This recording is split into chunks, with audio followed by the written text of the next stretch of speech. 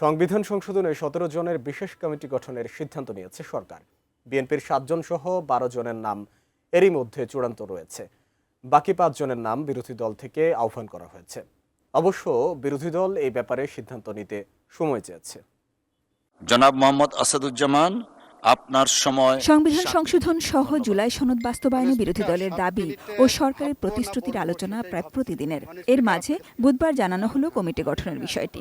সংবিধান সংশোধন সম্পর্কিত বিশেষ কমিটি, আমরা 12 জনের নাম তালিকা ঠিক করেছি, যেখানে বিএনপি আছে, যেখানে গণ অধিকার পরিষদ আছে, যেখানে গণসংহতি আছে, যেখানে বাংলাদেশ জাতীয় পার্টিও আছে এবং স্বতন্ত্র সদস্যদেরকেও রাখা হয়েছে। মাননীয় বিরোধী দলের পক্ষ থেকে 5 জনের নাম চাচ্ছে। বিষয়টা আমাদের মাঝে একটা আলোচনার বিষয় আছে, কারণ এখানে কনসেপচুয়াল ডিফারেন্স আছে আমাদের।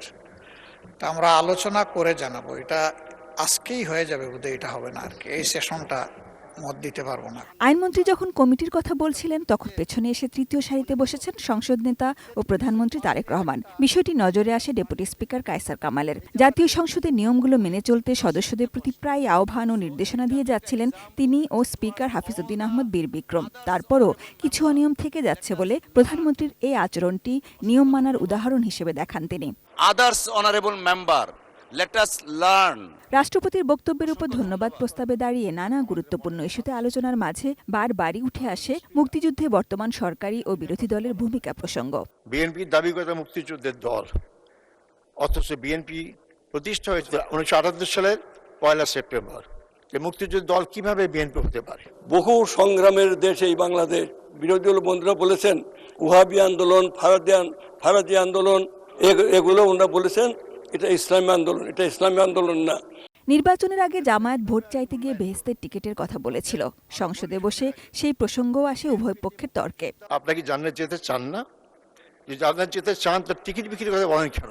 আপনার নিজের চেহারাটাকে আয়নাতে দেখেন যে আপনারা কি করতেছেন আসলে। তাই বলে কেবল উত্তেজনা বা বিতর্কই নয়, স্পিকারের সঙ্গে সময় বাড়ানোর খুনসুটিও চলে সারা বেলা। কেউ আপনাকে চা খাইয়েছে, সময় দিয়েছেন।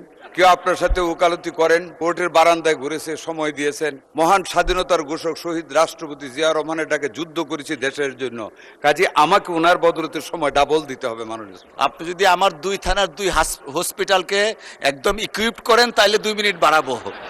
ওকে মাননীয় স্পিকার।